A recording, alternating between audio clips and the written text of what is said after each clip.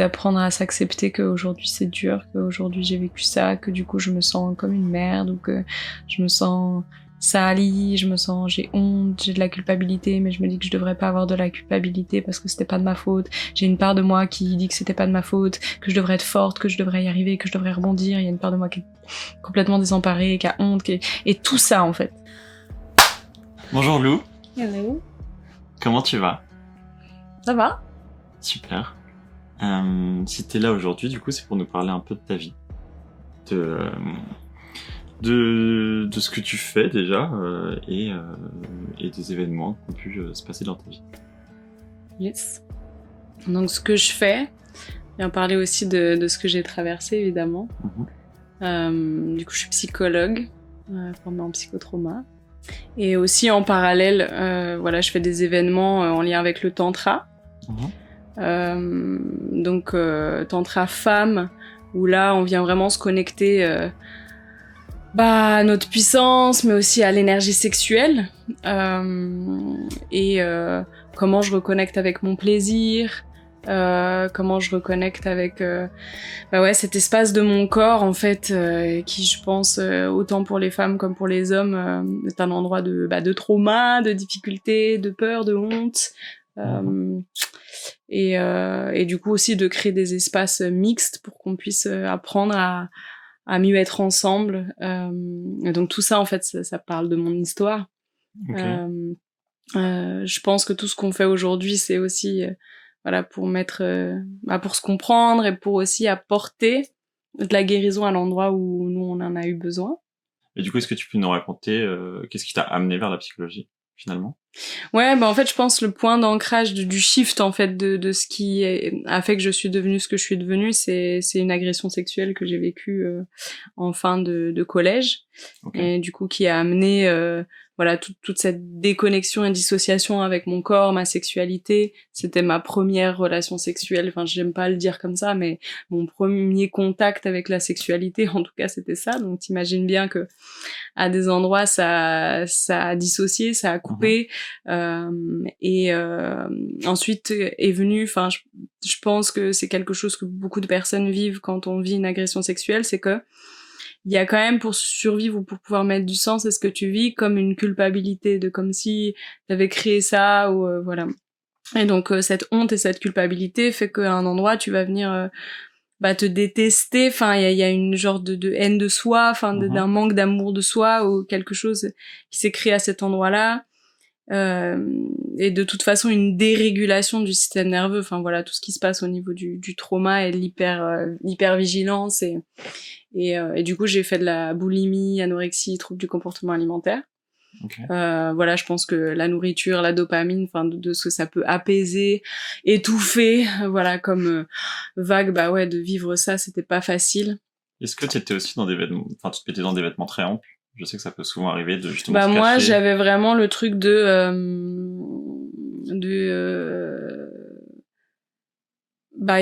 plutôt d'être belle, enfin tu vois genre vraiment être parfaite, tu vois. Du coup je me faisais vomir, donc enfin il fallait que je sois mince, parfaite, et du coup super bien habillée tout le temps. Voilà, j'étais plutôt pas dans me cacher, tu vois, au contraire. C'était il faut que je montre que il faut qu'on m'aime, tu vois. Genre vu que je m'aimais pas moi-même, il fallait que j'ai la reconnaissance à l'extérieur que j'étais belle, que j'étais aimable, et du coup beaucoup jouer là-dessus quoi, sur vraiment mon apparence. Et donc ouais, je pense que ça prend plusieurs formes de la manière dont on vient. Puis voilà, ça joue aussi avec mon enfance. Mon père, voilà, c'était la musique. J'étais au conservatoire, il fallait être parfait, tu vois, la petite note. Enfin, tout ça, ça a joué sur. Je pense que notre conditionnement dans l'enfance vient jouer sur effectivement la manière dont on joue nos traumas après, et de comment les stratégies en fait mises en place pour pouvoir faire face à ce qui se passe. Et du coup moi c'est ça en fait qui est venu vraiment ce contrôle, la nourriture et le fait d'avoir cette reconnaissance et cet amour à ce niveau-là quoi, de vraiment superficiel du physique. Et voilà, même dans mes dans mes relations sexuelles après, c'était très performance, quoi. C'était, Ok. il fallait que la personne, elle y passe un bon moment, tu vois. Moi, je Oui. ressentais rien, mais c'était pas grave, on s'en foutait, quoi. C'était vraiment, il fallait que ce soit la personne qui... Et qu'est-ce que tu ressentais de toi, justement, dans tes relations sexuelles? Est-ce que t'avais honte? Est-ce que tu pleurais? Si tu prenais du plaisir, est-ce que ça te faisait justement pleurer parce que tu t'en voulais de prendre du plaisir? Ouais, bah c'était plutôt la dissociation, en fait. Je me rendais compte de rien, en fait. Je captais pas ce qui m'arrivait, donc j'avais pas spécialement de conscience et du coup presque pas d'émotion. Enfin, tu vois, j'avais pas accès à ça. J'étais vraiment, je vivais... ouais, voilà, j'ai pris beaucoup de drogue, d'alcool. Enfin, tu vois, vraiment, c'était coupé, quoi. Coupé, donc je me regardais agir, tu vois. Enfin, j'avais pas accès à tout ça. C'est venu bien plus tard, en fait, la compréhension que, en fait, je ressentais pas de plaisir, que, en fait, ma sexualité, elle était beaucoup là pour l'autre. Ouais, j'avais pas tout ça. Et j'avais pas de sexualité avec moi-même. Donc le moment où j'ai touché la honte bah, c'est quand j'ai essayé de reconnecter avec mon corps, de me masturber, tu vois, c'était genre presque bah en fait moi ma sexualité je l'offrais à l'autre. Bah ça fait du sens parce que du coup j'étais un peu l'objet de cette personne, enfin tu vois genre en fait ma sexualité elle est là pour l'autre. C'est pas conscientisé hein, mais c'est comme ouais conditionné à cet endroit-là. Et puis voilà, de toute façon, je pense quand on est ado et quand on commence notre sexualité, qu'on ait d'agression ou pas, il y a un côté faut juste bien faire quoi. Genre comment ils font dans les films, du coup il faut tout faire pareil, il faut être la meuf sexy, il faut faire la masturbation comme ça, tu vois, et du coup t'es plus sur la performance de faire que sur est-ce que je ressens du plaisir. Quand est-ce que tu as eu cette prise de conscience du coup entre l'agression et le moment où tu as repris un peu conscience de ton corps? Quel gap il y a eu? Ouais, bah je pense que ça a été très subtil en fait, tu vois. Ça a été très très lent en fait. Déjà, je pense que ce que j'ai guéri d'abord, c'était le trouble du comportement alimentaire, tu vois. Genre la sexualité, encore, c'était moins prégnant, enfin ça prenait moins de place que ça. Et du coup, j'ai focalisé d'abord sur la guérison de ça. Et ensuite, du coup, dans ma guérison de ça, d'apprendre à m'accepter telle que je suis, de me dire en fait que je sois grosse, pas grosse, on s'en fout. En fait, j'ai rencontré un garçon et souvent, enfin, j'avais des copains, j'avais pas tant de désir pour eux que ça, mais du coup, lui, c'était bien parce que il s'en foutait de son apparence complètement. Et on fumait des gros pétards et on mangeait des cuillères de Nutella dans le lit, tu vois. Et ses parents, ils étaient la bouffe grasse et du coup, il y avait aucun jugement en fait, et je pense que ça m'a vraiment décomplexé du fait de manger beaucoup, parce qu'en fait, j'avais beaucoup de honte du fait d'avoir ces élans. Enfin voilà, je me faisais engueuler par mon père parce que je mangeais tous les trucs du placard, tu vois. Et du coup, bah, j'avais de la honte, donc je me faisais vomir. Enfin, voilà, c'était, de toute façon, c'est la honte, hein, qui est sous le fond de tout ça, tu vois. Et du coup, ouais, de pouvoir manger ce que je voulais, de pouvoir, bah ça m'a décomplexé et lui s'en foutait de son apparence et du coup bah voilà ça a un peu décomplexé ça et je pense que je suis arrivée à une acceptation de moi-même qui a fait que je suis rentrée un peu dans quelque chose de plus sain envers moi, de plus de respect et d'amour de moi, et je pense que ça a joué en fait sur mon développement personnel. Et après j'ai découvert un peu la méditation, le yoga. Et je me sentais déjà mieux. Et en même temps, je pense que toute cette phase de méditation yoga, c'est un peu comme si le corps, la sexualité, bon, c'est pas si important que ça, tu vois. Genre, comme une déconnexion, enfin vraiment ce truc judéo-chrétien de le sexe c'est mal. Et du coup, bah, quand t'es dans le yoga, la méditation, c'est presque aussi, tu vois, genre, I'm so pure, tu vois. Ouais. Et est-ce que du coup, t'as rencontré ce garçon, donc tu mangeais très gras finalement avec lui, et, entre guillemets. Est-ce que finalement, tu continues à te faire vomir parce que tu te sentais mal de manger aussi gras, et petit à petit ça a changé? Comment ça s'est passé ça? Finalement, c'est compliqué, en vrai, de Ouais, manger aussi gras. Bah, en fait, c'est surtout le fait que il y avait plus ce truc de t'es aimé par condition. Et je pense que ça aussi, c'était en lien avec bah, mon père, quoi, tu vois, il faut t'es aimé si tu fais bien ça, si tu et donc il y avait quelque chose de t'es aimé sans condition et du coup j'ai et puis je pense que cet amour-là et cette acceptation a fait que j'ai pu me déposer.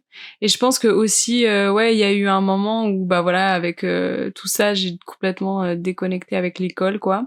Et quelqu'un a cru en moi. Enfin, je sais pas, il y avait vraiment ce truc de, ok, je reprends confiance en moi. Et cette reprise de confiance en moi a fait que, ouais, mon système nerveux, je sais pas, il y avait moins de honte, il y avait moins de peur de pas être aimée, j'avais confiance en moi et du coup, je pense que le trauma en soi, bah ça s'est amélioré. Et puis voilà, après j'ai commencé la psycho et du coup j'ai commencé à comprendre des choses, les biais cognitifs, tu vois, j'ai vu en fait ouais, j'ai pris de la distance par rapport à des patterns de manière dont je me parlais et je suis vraiment devenue ma meilleure amie, tu vois, à un endroit et à prendre soin de moi en tout cas intérieurement, à plus me juger autant, à vouloir m'accepter comme je suis et du coup ouais en fait je pense que ça casse un peu enfin, de toute façon c'est la clé l'amour. Oui. Bah ouais. Et de se dire c'est ok de pas y arriver, c'est ok de pas avoir du plaisir, c'est ok de pas gérer ta consommation de bouffe, c'est ok. Enfin, et du coup c'est surtout le arrêter de me faire vomir, tu vois, et euh, et être ok avec le fait que je prenne du poids, que puis en fait ça s'est régulé avec le temps. Je pense que le temps fait bien les choses aussi. Tu vois. Est-ce que t'as été, est-ce que déjà t'en as parlé de ton agression au début? Est-ce que t'as pu te faire accompagner? Est-ce qu'il y a eu tout ça? Ça, c'est gros sujet, quoi. Vraiment, la société qui n'est pas du tout adaptée à gérer ces trucs-là. Et encore, je pense que moi, je suis pas la pire. Mais en gros, le truc, c'est que pour me sortir de ce truc-là, j'avais dit au gars, en gros, je ne dirai rien, tu vois, genre si tu pars maintenant. Mais il m'avait volé mon téléphone, le gars, tu vois, il veut pas, genre juste, non. Voilà. Donc, en fait, il vivait au foyer près de chez mes parents. Et ils ont retrouvé le téléphone, ils ont vu que c'était à moi, ils sont allés voir mes parents, du coup, ça c'est... Voilà, donc on est allé au commissariat. En gros, ce gars-là, il avait violé plein de gens, même des hommes, enfin voilà. Donc t'en as déjà parlé juste après finalement. Ouais, du coup, on est allé au commissariat pas longtemps après. Donc ouais, en fait, si tu veux, j'étais en figement. Enfin, j'étais... Voilà. Bon, je ressentais rien. Enfin, tu vois, ça met du temps, en fait. Ouais, non, et c'est important pour moi de le dire parce qu'il y a plein de gens qui se jugent de pas avoir d'émotions ou de pas avoir ressenti des choses après un trauma, un deuil. Enfin, tu vois, genre, mais moi j'ai pas pleuré, je comprends pas, j'ai pas d'émotions. Non, mais c'est normal, en fait. Genre, pour se protéger, de ressentir ce truc qui est horrible, qui vient de t'arriver, bah t'es obligé de dissocier, en fait. Bon. Il y en a, ça prend du temps finalement. Ils font un déni et pendant 3 ans, ils font comme si de rien n'était et ça leur retombe dessus. Ouais. Donc c'est normal, mais bon du coup voilà, j'étais dans le déni et du coup je vais et puis voilà, c'était enfin mes parents ils sont venus avec moi au commissariat et déjà je crois que c'était un mec qui a pris ma déposition. Enfin tu vois genre la sensibilité des commissariats, tu vois, aurait pu mettre une femme par exemple me demander si je voulais que mes parents ou pas restent avec moi. Mais moi rien demandé, donc moi je me suis retrouvée avec mes parents devant un gars en disant bah qu'est-ce qui s'est passé? Moi, j'avais jamais dit le mot fellation, j'avais jamais, enfin, enfin, tu vois, et je pense que ce truc de honte là qui est venu, bah, si on m'avait dit, écoute, voilà, s'il y avait une femme qu'on avait pris soin de dire, ouais, c'est pas des choses faciles, on va, voilà, demander aux parents, enfin, est-ce que t'as envie que tes parents y restent ou pas? Et ouais, de me faire sentir que c'était pas de ma faute, enfin, tu vois, et de dire, je comprends que ce soit difficile à dire, mais rien de tout ça. Donc moi, j'ai su dire juste, il m'a touché les seins. C'est tout ce que j'ai dit, tu vois. Ok. Et du coup, après, bon, heureusement, parce que s'il y avait eu que moi, ça, il aurait été dans la nature, le gars, tu vois. Ouais, c'est ça. Et donc là, heureusement, il y avait plein d'autres gens. Donc en fait, ils passaient au commissariat de toute façon. Donc moi, j'étais une des victimes multiples. Et du coup, on m'a proposé 3 000 €, je crois. Voilà, en dédommagement. Ok. Et c'est tout. C'est-à-dire qu'il n'y a même pas eu de mise en place de suivi psychologique. Ouais. Et ce qui s'est passé, c'est qu'aussi, tu vois, genre, en fait, c'était genre 10 jours ou 15 jours ou peut-être un mois, tu vois, après le truc. Et qu'on me dise, bah vas-y, il faut que tu nous dises à quel point tu souffres, tu vois, genre à quel point tu mérites cet argent. Enfin, c'était vraiment genre chelou ce truc, tu vois. Et de dire, bah en fait, au fond de moi, en fait, je ressentais rien. Mais du coup, j'ai fait semblant de dire, ouais, c'était horrible pour recevoir cet argent. Enfin, tu vois, le truc micmac trop chelou dans ma tête, Hyper tu vois. bizarre. Bah ouais, et en même temps, tu vois, je me suis rendu compte bien après de l'impact que ça a eu dans ma vie et à quel point, en fait, ce que j'ai reçu, c'était légitime, on s'en fout de ça en vrai, mais bon, surtout très pas suffisant. Mais voilà, enfin, tout ce truc un peu d'avoir vécu ça, de pas avoir vraiment été accompagnée par quelqu'un qui me disait, bah c'est normal que aujourd'hui tu ressentes rien et que tu te sentes pas... Enfin voilà, c'est ça le truc du commissariat, c'est en fait, c'est bien un endroit pour être reconnu, mais un autre, c'est, vu que enfin, t'as pas l'impression d'être légitime ou que t'as été victime d'un truc, enfin, et du coup, tu dois dire à quel point tu souffres pour que le gars, il prenne, enfin, c'est vraiment... Il ne peut pas juste y avoir les faits sans émotion, quoi. Les faits sont là, j'ai pas d'émotion parce que je sais même pas comment réagir à ça. Bah ouais, mais du coup, vu que tu veux que le gars, tu vois, c'est horrible parce que ouais, ok. Enfin après, est-ce que c'était juste moi qui avais fait ça, tu vois, en me disant qu'il fallait que je souffre pour que je sois légitime de recevoir, j'en sais rien, tu vois. Mais il y a un endroit où quand même, pour que tu vois, bah, ton agresseur, bah, avoir une sentence entre guillemets qui puisse te sentir valide, bah, il faut quand même que tu dises que ça a été très dur pour toi et que tu souffres, tu vois. Est-ce que t'as dû lui faire face ou pas à un moment donné? Oui. Ça, Et du coup, en plus, il était juste en face de moi, tu vois. Non, c'est violent. Parce que je connais des gens justement qui sont allés à la brigade des mineurs et une fois, on leur a dit est-ce que vous êtes sûr parce que vous allez devoir lui faire face et du coup elles sont là bon bah non parce qu'elles ont trop peur finalement elles sont pas du tout à l'aise et bah évidemment et au final bah elles portent même pas plainte parce que on leur dit qu'on va demander à leur famille si c'est vraiment vrai. Enfin, tu te sens pas du tout en sécurité, tu te sens pas du tout écouté, tu te sens pas accompagné finalement et c'est pas vraiment agréable. Donc, bah qu'on prenne pas en compte toutes ces subtilités là, en fait je comprends même pas qu'on puisse pas se dire que enfin en tout cas même si toi tu fais face, qu'on puisse te dire que c'est normal que ça te fasse peur, que t'es bien courageuse d'être là, que je sais pas, prennent en compte le fait que c'est des sujets qui sont tabous. Enfin, je veux dire, je suis pas la seule à savoir que la sexualité c'est tabou. Je suis pas la seule qui, bah ouais, une ado devant ses parents, devant un mec parler d'une enfin, je comprends même pas qu'on puisse ne pas avoir cette sensibilité là de tu vois, pouvoir créer un contexte pour peut-être qu'aujourd'hui c'est différent. J'en sais rien en fait, j'en sais rien du contexte. Pas vraiment. Bon. En tout cas, voilà, je peux partager mon expérience et que pour moi, ouais, à ces endroits-là, il y a des manques d'accompagnement et du coup, voilà, pas de suivi psychologique, juste t'as des sous. Donc toi, t'es en souffrance, t'es en trauma, tu vois, genre t'as des sous, bah qu'est-ce que j'ai fait? J'ai tout dépensé dans la drogue. Genre, tout dépensé. Okay. Pourquoi? Parce que en plus, il y a eu ce truc en plus de... Donc moi j'avais 3 000 et je me disais bah peut-être que je vais les garder pour plus tard, pour faire mes études ou j'en sais rien, tu vois. Et ma sœur qui me dit... Merci ma sœur, qui me dit non mais c'est de l'argent sale. Enfin tu vois en gros tu peux pas le garder parce que ça te rappelle à, enfin tu vois genre pour moi c'est bizarre que tu le gardes cet argent et surtout pour payer des études. Enfin j'en sais rien tu vois elle trouvait ça bizarre. Du coup bah j'ai commencé à les dépenser tu vois mais en quoi? En de la drogue. Voilà donc bref okay. L'alcool et n'importe quoi. Et t'es encore jeune en plus, t'as touché cet argent même en étant... T'étais mineur, c'est ça? Ouais, je sais même plus quel âge j'avais, mais ouais, j'étais mineur, ouais. Et t'as pu utiliser cet argent quand même. Ok. Personne m'a... Ouais, m'a rien... C'est fou, ok. Bah après, mes parents, ils étaient pas là pour... tu vois, enfin... Ils étaient où mes parents si tu vois, genre... Moi, je faisais n'importe quoi, j'étais jamais à la maison... Ouais, bon, c'est aussi ça, hein, mes parents, bon, je les remercie, on a eu plein de liberté, mais à des endroits, ouais, j'ai pas été accompagnée. Bon, après, j'en sais rien, parce que tu sais, tu projettes plein de trucs, j'étais ado, ma mère, elle m'a dit, à des endroits, elle a voulu être là, tu sais, tu fermes la porte un peu, enfin, t'as des ondes, bon. Je comprends. En tout cas, bon, cet argent, je pouvais en faire ce que je voulais, parce que je me souviens de ce que j'en ai fait. Ouais. Ok. Ouais, assez difficile, en effet. Et comment toi... Bah après, donc tu nous as parlé du yoga, etc. Est-ce que aujourd'hui tu te sens guéri de ça, même si on guérit pas en 100% de ça parce que ça laisse des marques finalement? Yes. Mais comment tu te sens toi par Ouais, rapport ouais. à ça? Ouais, Dans le carrément. pardon, dans... Ouais.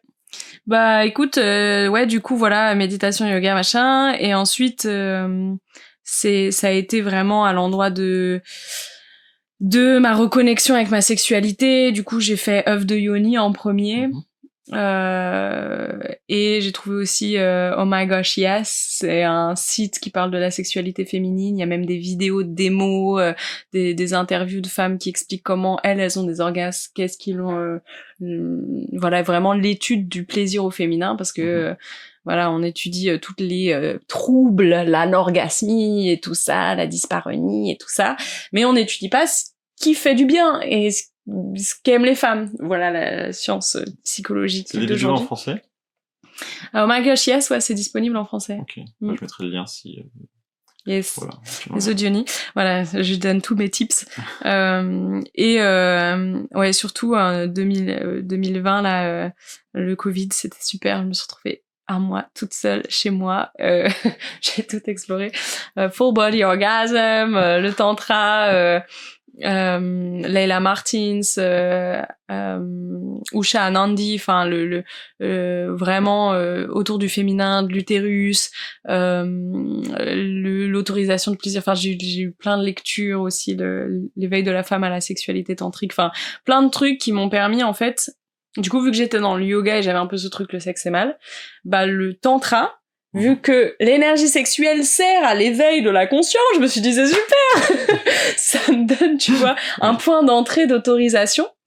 Et aussi, du coup, voilà, de me dire vraiment, bah, je me souviens de ce moment qui était fort pour moi de reconnecter avec mon corps et de me dire, en fait, je lui donne de l'amour, il me donne de l'amour en retour. Et en fait, genre, ce plaisir, c'est de l'amour, en fait. Je me dis, c'est dingue quand même qu'on trouve que le plaisir, ce soit, enfin, qu'on ait diabolisé ça. Oui. Alors que c'est de l'ocytocine, enfin bref, je me rendais compte de tout ça et tout. Du coup, voilà, dans cette guérison-là, vraiment d'avoir réussi à trouver mon plaisir. Enfin, j'ai eu mon premier orgasme, je me suis dit ah ouais, c'est ça en fait, c'est bon. Voilà, tu vois, genre en fait, j'avais déjà vécu un peu, mais je sais pas, j'avais cette image de l'orgasme, c'est un truc énorme qui te transcende, tu vois. Pas du tout en fait, genre t'as plein de types d'orgasmes, donc tu peux arriver à ce type d'orgasme-là. Et c'est pour ça le tantra aussi, l'expansion de l'énergie sexuelle, de mettre en éveil tout ton corps, et du coup tu peux avoir des vagues orgasmiques, voilà, mais un orgasme basique, je veux dire du clitoris, ça dure 2 secondes et après pouf ça redescend. Du coup je me suis dit il y a peut-être plus et tout. Donc j'ai continué mon exploration. Et aujourd'hui, puis voilà, après j'ai fait du tantra plutôt homme-femme, pour vraiment en fait oser mon plaisir avec l'homme, parce que là je l'avais découvert avec moi-même et c'était super, mais dans la connexion à l'autre, waouh, c'était tout un autre level, tu vois. Donc ça qui a fait que aussi voilà, j'ai fait plein de stages, plein de trucs qui ont fait que je me suis sentie à l'aise dans ma sexualité. Aujourd'hui je me sens à l'aise dans ma sexualité avec moi, avec mon partenaire. Donc à ce niveau-là, cool. Au niveau des TCA, de la boulimie, pareil, ça fait longtemps. Bah voilà, depuis encore avant cette guérison-là de sexuelle, donc pour moi, ouais, ces 2 endroits-là. Et après, au niveau du pardon, ça c'est vraiment plutôt spirituel dans mon chemin de aussi voilà thérapeutique avec l'IFS aujourd'hui, et de tout ce que je comprends des fonctionnements. Donc on repart au début, fonctionnement humain. De la manière dont on s'est construit en lien avec nos traumas, et qu'en fait chacun fait du mieux qu'il peut avec ce qu'il a. Je vais faire une petite parenthèse sur le fait de libérer la parole entre guillemets. Toi t'en as parlé directement. Est-ce que t'en parlais aussi à tes copains de l'époque, à tes amis? Est-ce que c'est quelque chose que t'arrivais à faire justement? En fait la première fois où je l'ai dit, genre tu vois, vu que t'es en dissociation, si tu veux, et j'ai créé une protection, c'est-à-dire mon protecteur c'était du coup c'est cool, j'ai pratiqué, tu vois, genre je me suis entraînée quoi à faire une fellation, machin, donc je me suis dit ça, tu vois, genre comme ça je serais meilleure à l'avenir. Donc quand je raconte ça à ma pote, elle me regarde, mais tu vois, genre moi j'ai vécu ça, donc je lui raconte ça, hier il y a un mec, enfin tu vois, genre vraiment complètement dissocié quoi, et elle me regarde, et pourtant genre elle a rien dit, et elle en a parlé à personne. Enfin, tu vois, il y a un peu un truc de quand quelqu'un te dit ça, on n'est pas formé à accueillir. Ouais, quand t'es jeune, pas du tout. Donc et puis même aujourd'hui, tu vois, je vois bien à quel point on a une société très invalidante parce qu'on s'invalide nous-mêmes, on se juge de pas être parfait, enfin bref. Et du coup bah je sais pas, il y a un côté où pour moi, il faut être formé pour accueillir ce genre de choses. Enfin, on peut avoir la sensibilité et l'empathie, mais ça suffit pas. Oui. Tu vois, genre ça peut. Enfin, la dernière fois, je discutais avec une patiente, il me disait ouais, j'ai raconté ce qui m'est arrivé, et mon mec il m'a dit ah putain, je vais le défoncer le mec. Mais ça, c'est pas du tout aidant en fait. Tu vois, parce que du coup là, t'as à gérer l'émotion de l'autre, alors que toi, t'as besoin de gérer déjà ton émotion, et du coup tu vas dire non non mais c'est pas grave. Enfin, tu vois. Donc ça non plus, même si ça peut être, c'est réel. Enfin, tu vois, genre. Ouais, en fait, n'importe quoi, en fait, ce qui vient de t'arriver, c'est pas ok. Mais des fois, c'est nécessaire d'entendre ça. Et c'est ça aussi qui est genre super complexe, c'est qu'à des endroits, des fois, t'as besoin d'entendre ça. Des fois, c'est genre non, t'as juste besoin d'être entendu, de dire waouh. Et encore, même des fois, quand tu dis waouh, ça a dû être super dur, mais les gens, ils ont pas envie que tu les plaignes. Enfin, tu vois, genre ça leur renvoie à. Du coup, ça veut dire que je suis vulnérable et faible, alors que, enfin, l'être humain, il est tellement complexe. Et c'est pour ça que beaucoup veulent pas en parler non plus, parce qu'elles veulent pas se sentir victimes et victimisées, justement, et se dire, ils veulent pas se faire plaindre finalement. Ils veulent juste en parler pour avoir un soutien émotionnel, pour avoir une écoute, mais veulent pas forcément se sentir victimes. Et du coup, c'est pour ça que je trouve cool le milieu sexpo. Dans un sens, ils apprennent à intentionnaliser une conversation. C'est-à-dire, écoute, je vais te dire un truc, mon besoin, c'est ça. Mais bon, il faut déjà avoir de la conscience sur c'est quoi ton besoin. Mais voilà, en gros, je vais te partager quelque chose, et mon besoin, c'est juste d'être accueilli, que tu dises rien. Tu vois, juste tu me laisses juger, et à la fin tu me dis merci. Ou alors, j'ai besoin de conseils. Du coup, tu peux me... Ou alors, j'ai besoin que tu valides. Enfin, et en même temps, des fois, t'as besoin d'être validé, mais t'as pas envie de demander, mais... Donc ouais, c'est compliqué. Moi, j'en ai parlé, ouais, du coup, à elle, et après, ça devient un peu tabou, quoi. Genre, les gens, ils aiment pas trop parler de ce genre de choses, parce que c'est vrai que ça... Et je comprends, parce que ça vient te renvoyer à un truc douloureux. Donc je pense que... Et quand t'avais tes premiers copains, en fait, est-ce que tu leur en parlais justement pour expliquer un peu ta sexualité, ou pas du tout, justement, t'étais... Ok. Est-ce que t'as quelque chose c'est fou, hein, de me rendre compte que non, j'en parlais même pas, quoi. Pour moi, ouais, c'était vraiment un truc... Ouais, ça me venait même pas à l'esprit, quoi. Mais voilà, je pense que c'est une période d'inconscience. Enfin, oui, mais c'est normal. Tu vois. Ok. Est-ce que t'as quelque chose à rajouter par rapport à cette histoire, déjà, dans un premier temps? Non, bah je trouve que j'ai pas genre ultra développé la partie genre guérison sexuelle, tu vois, genre tous les outils que j'ai trouvés, peut-être je me dis ça peut être utile pour les gens.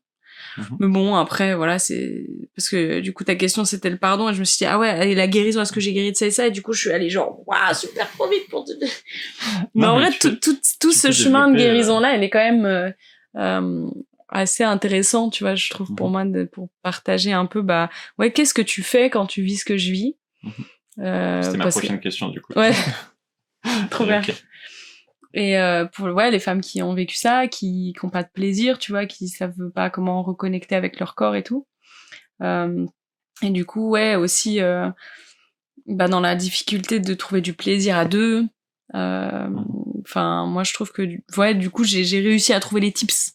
Et je me dis, bah, j'ai envie de les partager, même si je pense qu'on a plein de voix différentes, et que chaque femme est différente, chaque personne est différente. Du coup, peut-être que les endroits, il y a d'autres choses à trouver. Mais en tout cas, moi, ce que je trouve chouette quand on a ce type de problématique, c'est de faire le travail thérapeutique. Tu vois, j'ai fait de l'EMDR, j'ai fait de la rescénarisation en imagerie, j'ai senti ma colère, la délit. Et tu peux le faire aussi en mode libération émotionnelle, taper sur un coussin, pleurer, mais du coup en étant soutenu dans un cadre sécurisé quand même, parce que pour moi c'est vraiment ça, c'est jouer sur la sécurité. Tu peux pas genre tout te laisser sentir comme ça, quoi. Enfin voilà, et tu fais la libération émotionnelle, et c'est un peu, je trouve que c'est pas très trauma informed, tu vois, genre comment on fait avec un système nerveux dérégulé, et que ouais, ça peut en fait être traumatisant. Donc d'avoir un cadre quand même genre sécurisant de thérapie pour venir vivre toutes ces émotions, cette colère, cette honte, etc. et vraiment d'être accompagné dans une rescénarisation et vraiment guérir le trauma à cet endroit. Mais c'est super important de passer dans l'expérientiel, de se toucher, tu vois, enfin, et du coup même de sentir la honte qui te traverse et d'apprendre à l'aimer quand tu te touches. Au départ t'as pas de plaisir, mais c'est pas grave, tu viens de donner de l'amour avec ta main, tu viens masser, tu vois, l'aine, tes lèvres. Il y a une technique qui s'appelle le de-armoring, ça s'appelle le désarmement en français, mais voilà, c'est horrible, où tu viens vraiment masser à l'intérieur du vagin. Et dès qu'il y a une tension, tu viens juste placer doucement, t'envoies ton cœur, ta main c'est l'extension de ton cœur, tu viens respirer de l'amour, vraiment de prendre le temps de masser, de venir vraiment libérer en fait à cet endroit-là le trauma, parce qu'en fait le corps, keep the score, là, le corps se souvient, le livre de Van der Kolk, bref, ça parle de trauma et il est super mais gros et bref. Mais voilà, le corps a une mémoire et à cet endroit du vagin, de l'utérus, enfin tout ça, ça a une mémoire quoi. Et du coup, de prendre le temps aussi à cet endroit de libérer, de respirer avec, voilà, et du coup de pouvoir aussi respirer avec tout ce qui te traverse quand tu fais ça, de prendre le temps avec son corps quoi. Et ensuite, ouais, j'aime bien l'œuvre de Yoni parce que ça permet d'avoir, c'est de la lithothérapie intérieure en fait, c'est la pierre que tu vas choisir, elle va avoir une certaine bénéfice. Tu vois, l'œuf de Yoni en quartz rose, c'est pour l'amour, donc tu peux apporter de l'amour à cet endroit. Il y a la cornaline, du coup, c'est de connecter au chakra sacré, l'orange, ta sexualité. Moi, j'aime bien l'obsidienne noire parce que du coup, là, ça vient te libérer de tes traumas, tu vois. Un peu violent, mais... Mais franchement, oui, tu peux être accompagné aussi par des femmes qui savent. Voilà, donc du coup, c'est ce que je fais. Je fais le Wild Woman Initiation. On va faire exactement tout ce que je te dis là. Et du coup, voilà, ça va reconnecter au niveau du vagin, de tes sensations, en fait, à cet endroit-là. Et du coup, au début, tu sens rien, mais à force de masser, à force de respirer, à force de mettre ton attention, en fait, à cet endroit-là, c'est comme tout, c'est comme tu manges du chocolat devant la télé, tu sens rien. Mais quand tu poses ton attention sur les sensations, au fur et à mesure, tu respires là-dedans, au fur et à mesure, tu vas sentir des trucs. Et du coup, l'œuf de Yoni, voilà, où tu vas faire en sorte que, ouais, tu vas pouvoir sentir quelque chose à l'intérieur, tu vas pour sentir la pénétration aussi. Il y a plein de femmes qui arrivent à avoir des orgasmes clitoridiens, mais pas avec la pénétration. Et du coup, en fait, l'œuf de Yoni, ça vient reconnecter aussi aux sensations au niveau du vagin. Et du coup, tu peux sentir plus le pénis à l'intérieur de toi. Et donc ça, c'est une pratique, voilà, qui peut aussi libérer, etc. Et ensuite, ouais, voilà, prendre le temps de se découvrir et d'être ok avec le fait que pour le moment t'as pas de plaisir. Et après t'as la respiration sexuelle. Alors ça, c'est génial, le tantra, merci quoi. Donc t'inspires, t'expires, et en fait de sonoriser. En fait la voix est vachement, la mâchoire est vachement connectée avec le bassin. En fait, tu vois, tu bouges ton bassin, ça bouge ta mâchoire. Et ça stimule voilà, quand tu fais du son, ça stimule ton nerf vague qui est reconnecté à ton système nerveux parasympathique, qui fait que du coup, t'actives la détente, la relaxation. Et en fait, voilà, ça fait le contrebalancement avec ton système nerveux sympathique qui est en hypervigilance dans le trauma.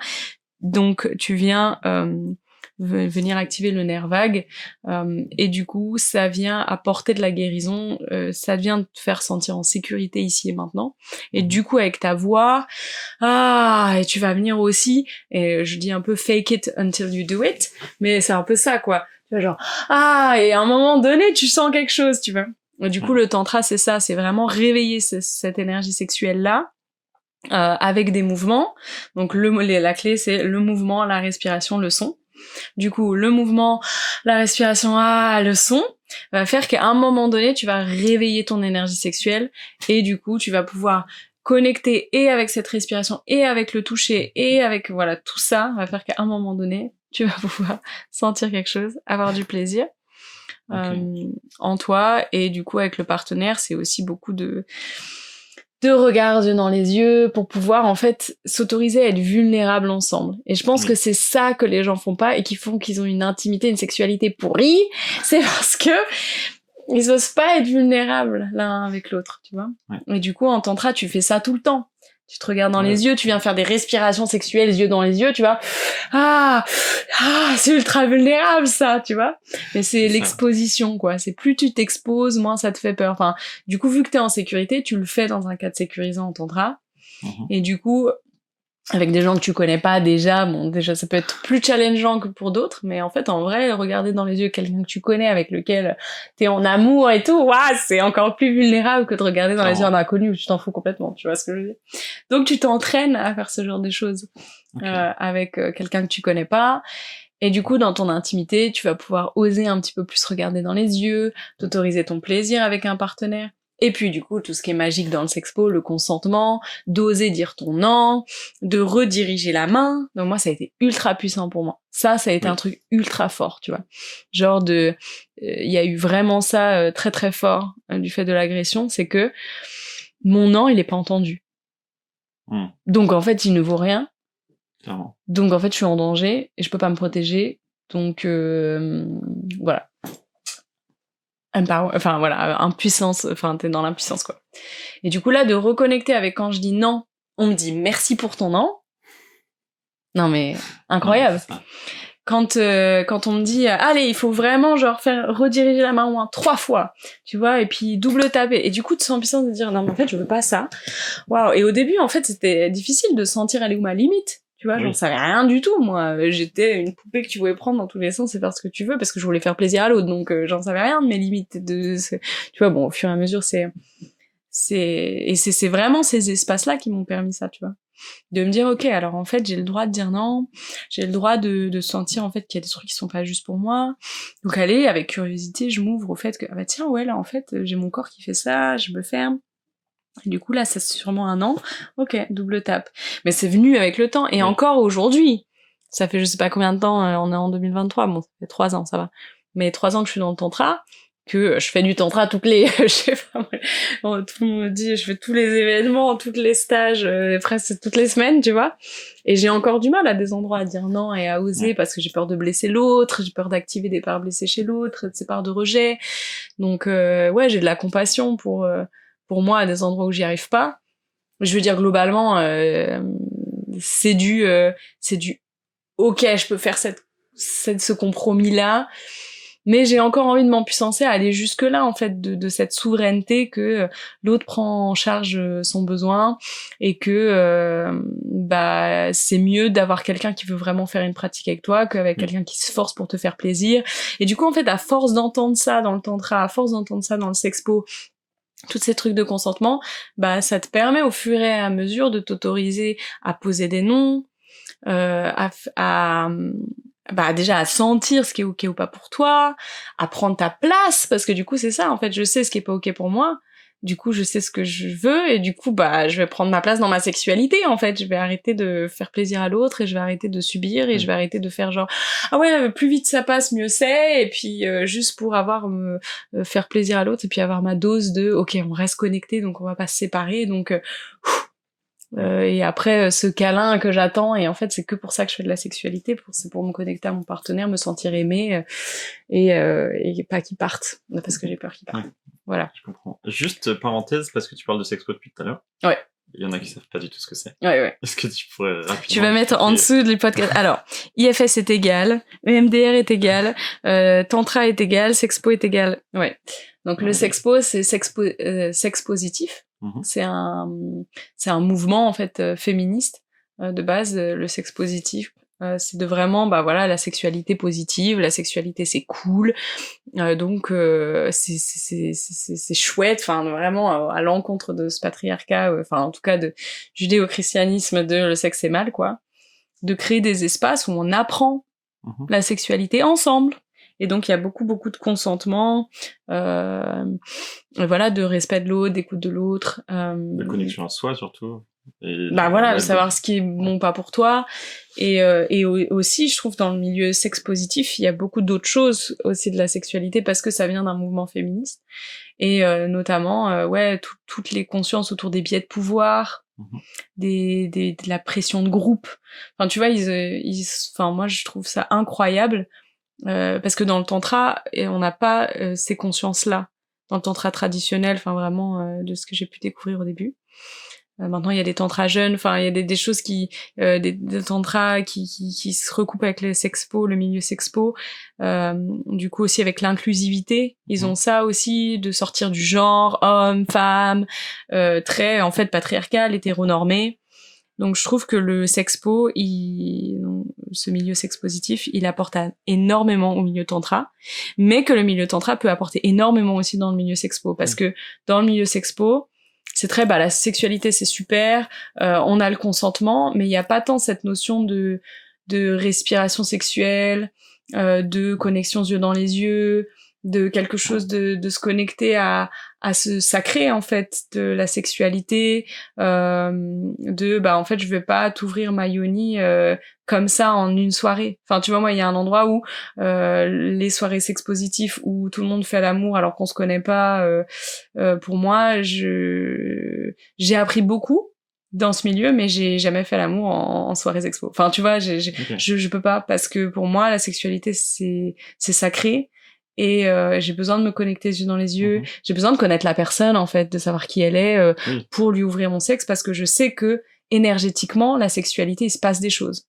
Donc il y a tout ce truc énergétique, tout ça qui est pas super conscient dans le sexpo, et que effectivement quand moi j'accueille un pénis à l'intérieur de moi, l'énergie du gars elle est à l'intérieur de moi, et du coup si c'était juste d'un soir, ça va pas marcher pour moi, parce que il y a une mémoire à l'intérieur de mon utérus et de mon vagin en fait, de l'énergie de cette personne, et surtout si la personne elle jouit.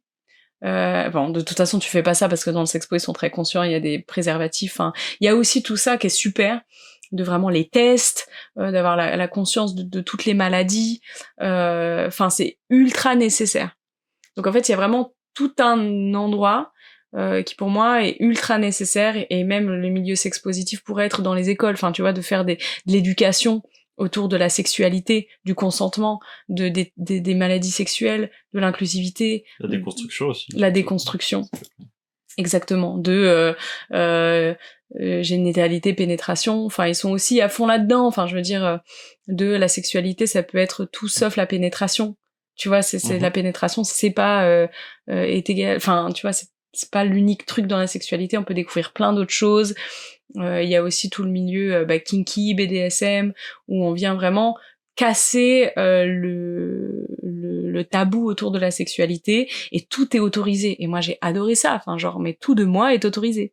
Genre cette personne qui veut prendre le pouvoir, qui veut être vue, qui veut être aimée, elle est genre mais bienvenue. Tu vois, habille-toi comme tu veux, montre-toi comme tu veux, et c'est vraiment jouer avec les archétypes du dominant, soumission, enfin, et d'être ok en fait avec tous ces fantasmes, tous ces désirs. Ça déculpabilise vachement.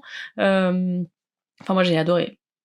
Après je suis pas impact, moi je suis une petite, tu me caresses comme ça, tu vois, il y a plein de trucs, le noir, le leather, enfin tout ça c'est pas mon truc.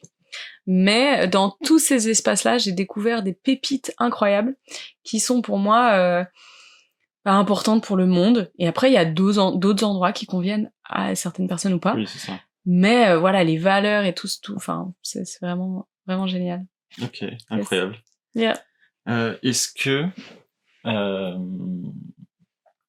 tu aurais un conseil à partager pour une personne qui a subi une agression sexuelle, qui n'ose pas en parler, alors aussi bien, peu importe son âge, mais par exemple, une personne jeune qui n'a pas forcément l'entourage nécessaire, est-ce que tu aurais des conseils pour...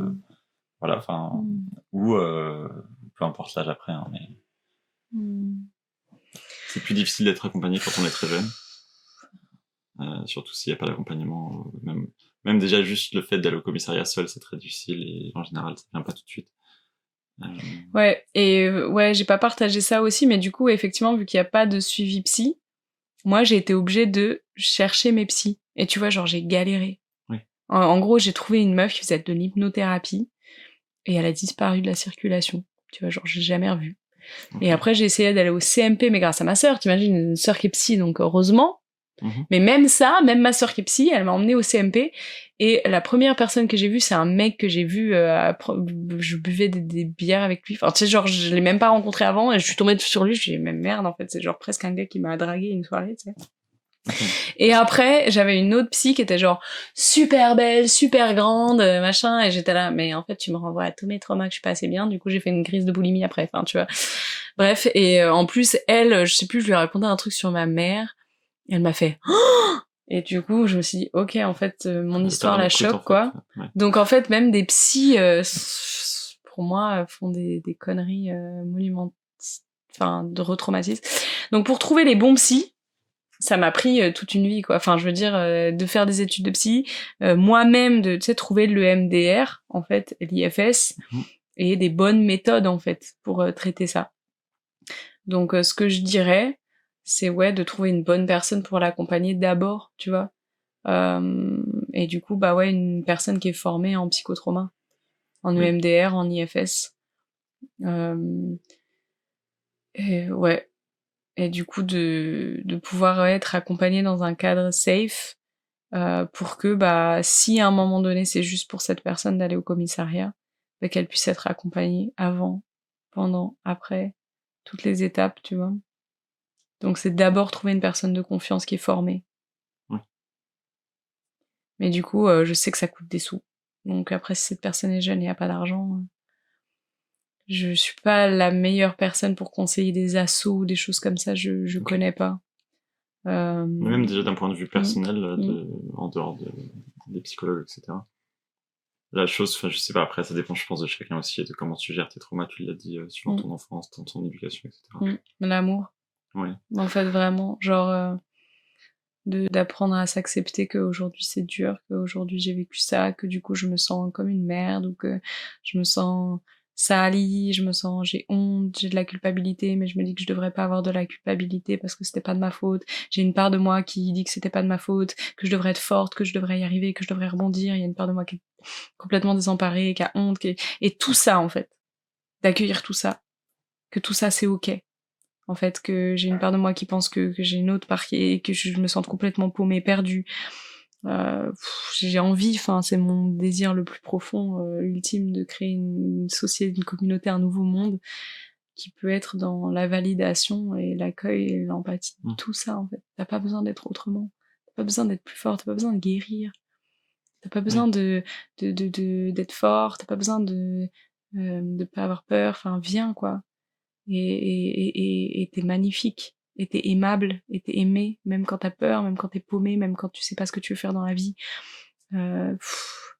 Et ouais, malheureusement, même des amis qui vont dire ouais, enfin, encore aujourd'hui des gens que j'aime profondément, mais il y a un peu le sentiment de du coup t'as fait ta méditation et ton yoga, enfin tu vois genre j'ai l'impression que c'est vachement dur pour toi, et d'essayer de trouver des solutions pour toi, mais du coup ça te fait te sentir que tu devrais être autrement et que ton émotion elle est trop submergente, que tu devrais, tu vois, tu devrais te sentir mieux et tu devrais faire de la thérapie, et c'est un peu la spiritualité toxique ou le développement personnel toxique, c'est qu'à un endroit, enfin, du coup si t'es pas genre ultra bien et positif, attends, tu devrais faire de la gratitude, tu devrais méditer, et est-ce que t'as essayé ça, et moi-même je suis comme ça avec moi, tu vois, genre quand je vois une petite part de moi qui sont pas aimables, je me dis oh là, vite vite, c'est quand ma prochaine thérapie pour que vraiment je vienne guérir ça, parce que je peux pas montrer ça, parce que, et je pense qu'on est nos propres en fait voilà,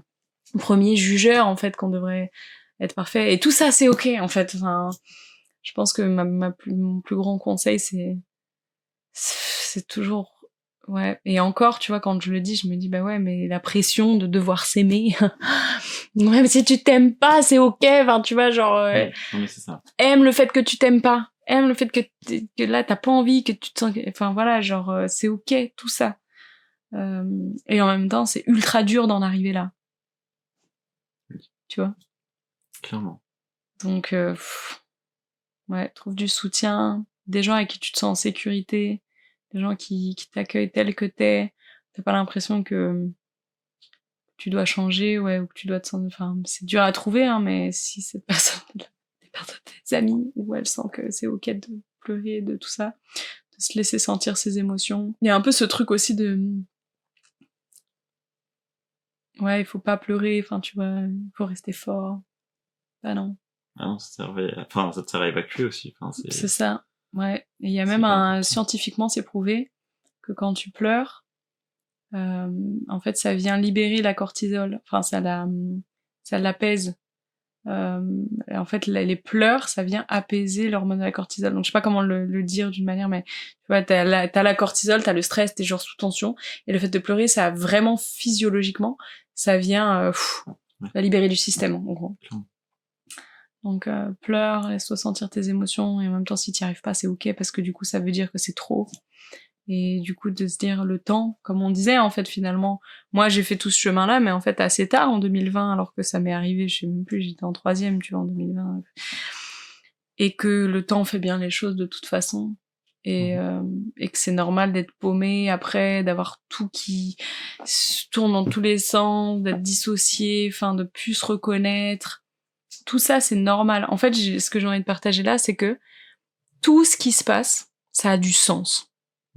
Même si on le comprend pas et même si on se dit je fais n'importe quoi, je me reconnais plus, genre presque il y a une panique de attends, je fais des crises d'angoisse, je comprends pas pourquoi, tu vois. Mais si je fais des crises d'angoisse, si je suis dissociée, si j'ai trop de confusion, si je me reconnais pas, tout ça, ça fait du sens. C'est mes protecteurs qui me protègent de, tu vois, c'est un mécanisme de protection en fait. Et si c'était pas là, ce serait encore pire, tu vois. Donc tout ça, c'est, enfin, de vraiment se dire que au niveau de la santé mentale, si c'est là, c'est que ça a du sens. Si je bouffe, c'est que ça a du sens.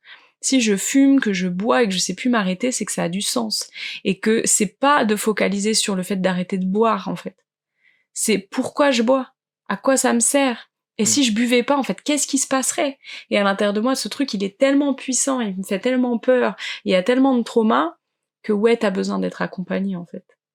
Et que c'est être, enfin, tu vois, il y a un peu ce truc de je devrais m'en sortir seule. Bah, ouais, je sais pas comment le dire, de dire en fait, je comprends que c'est ultra vulnérable de se dire que j'ai besoin d'aide. Et en même temps, pour moi, c'est une force incroyable. Enfin, tu vois, du coup, vu que c'est super vulnérable, c'est une force incroyable que de savoir choisir que là, à ce moment-là, j'ai besoin de quelqu'un. Parce que ouais, en fait, tout ce qu'on a vécu dans notre enfance et tous nos traumas, bah si on fume, on boit, qu'on mange, c'est bien parce qu'il y a une raison, tu vois, parce que c'est ultra chaud à sentir. Donc en fait, j'ai besoin de quelqu'un pour vraiment qu'il y a des outils pour réussir à sentir ça en fait. Et ça, c'est tout le monde. C'est pas que toi là qui m'écoutes ou avec tes trucs, c'est tout le monde. Tout le monde a ça. En fait, on a le même système. On a des protecteurs et on a des exilés. On a des mécanismes de défense et on a des traumas. Et du coup, ouais, on est tous à la même enseigne en fait. C'est ok de se faire aider. Enfin, surtout là en 2023 maintenant. Bah, il faut. En fait, pour moi, c'est même pas ok. C'est que en fait, c'est nécessaire. En fait, tout le monde, peu importe où t'en es, même si tu bois pas, même si on a tous des traumas et en fait, ouais. Et du coup là, ça vient dire travailler sur tes traumas. Non, si tu te sens bien dans ta vie, tu peux aussi avoir des parts qui se sentent inférieures, tristes, nulles. Et c'est ok, en fait, j'ai envie de dire, ouais, c'est ça, c'est un peu le paradoxe là-dedans, c'est viens prendre soin de toi en thérapie pour apprendre à t'aimer. Et dans le processus d'acceptation de toutes les parts de toi et de pourquoi elles sont là, de comprendre et que du coup t'arrives à t'aimer à tous les endroits, bah tu vas peut-être guérir des trucs et du coup tu vas mieux vivre. Mais le but c'est pas d'y arriver pour être mieux, enfin tu vois, parce que tu t'acceptes pas comme tu es, enfin c'est... Et du coup, bah, si t'es bien et que tu t'acceptes dans ce que, bah, super, tu vois, genre, viens pas en thérapie. Mais, ouais, donc c'est tout ça. Ok, je te remercie beaucoup. Plaisir. Est-ce que t'as autre chose à rajouter? Je crois que j'ai partagé beaucoup de choses. Et je suis contente d'avoir partagé tout ça, toutes ces sagesses, toutes ces choses que j'ai apprises. J'espère que, ouais, ça va servir. Je te remercie beaucoup, Lou.